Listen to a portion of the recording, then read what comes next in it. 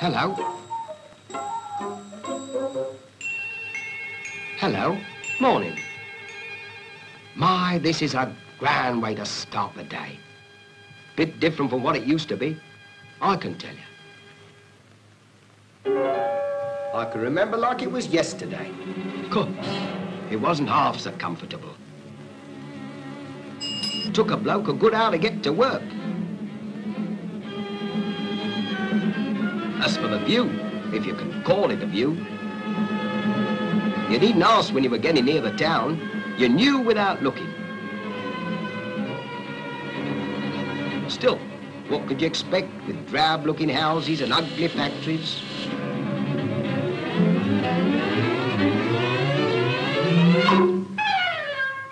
Not even a blooming place for the kids to play in. Poor little blighters.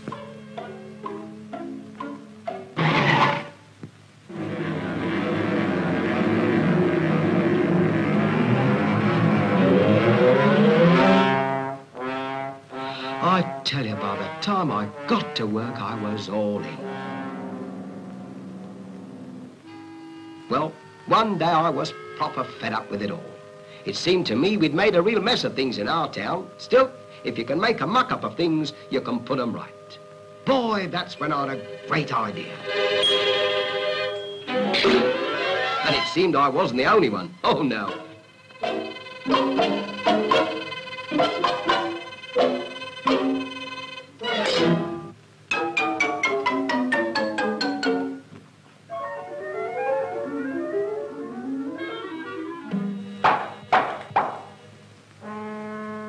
Let's start by seeing how our town looked 150 years ago. Small, compact, thriving, small population. Then the Industrial Revolution happened. Industry moved into the town. It needed workers.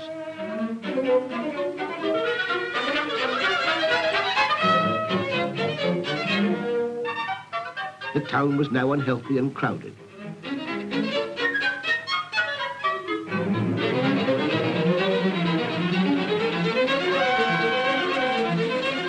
But as soon as new roads and railways were built, houses followed them and the congestion remained.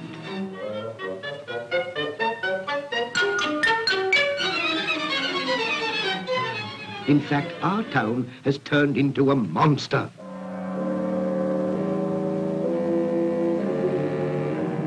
The surrounding country is being eaten up bit by bit. Put a stop to it, quick. Right. Then we'll have a green belt here, in which agriculture will be safe forever and into which the town will not intrude. That doesn't solve the problem, however. We're still overcrowded. I say move out. Make a fresh start. Stop. Don't do something you'll be sorry for later. Come back and let's think it over. If we're to make room for everyone without spreading out, we must build upwards.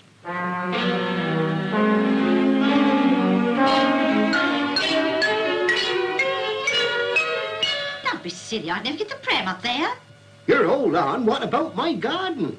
You've ruined my favourite pub, sir. All right, all right. No skyscrapers. But before we can replan the old town, we must provide for the surplus population. Here, outside the green belt, we have a favourable site. Good road and rail communications, fresh air, good water supply. We must decide on its size in advance. And we must plan this town so that we don't repeat past mistakes. First thing we all agreed on was to separate industry from dwelling houses. Industry here, close to through roads and railways. Residential area here, with not more than 5 minutes travel from home to work. which means making cycle tracks and byroads linking up the two sections. Now, let's see what we need for good working conditions. Up-to-date factories with plenty of light and air. We'll need room for expansion. And good canteens too. What we don't want is a lot of dirty smoke. You can keep that. Oh, we can't always cut down the smoke, but we can site the factory downwind. Our town was going to be a good place to work in and a grand place to live in, with plenty of open spaces, parks,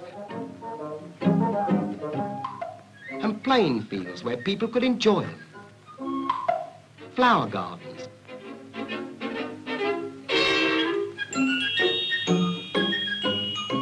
and of course there'd have to be an attractive town centre too, with plenty of room for folks to meet.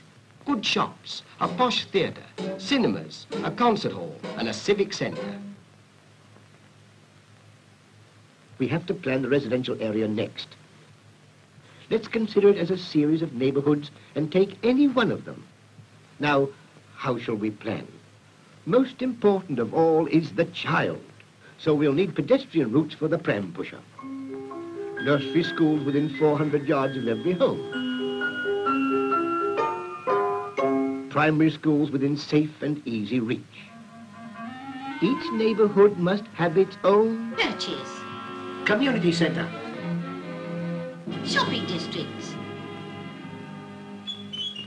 And lots of pubs right next door to me.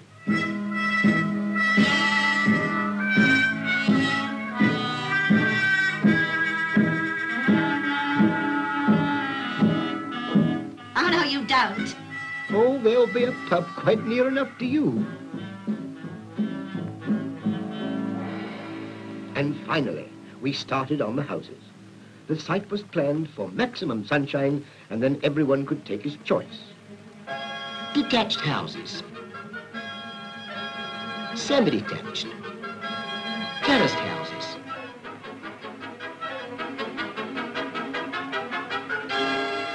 Flats for people who wanted them. Hostels where the young folks could get together. And bungalows for the oldies. And so we moved right in.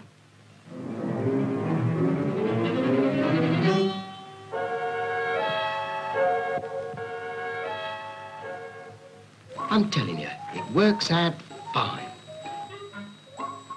Just you try it.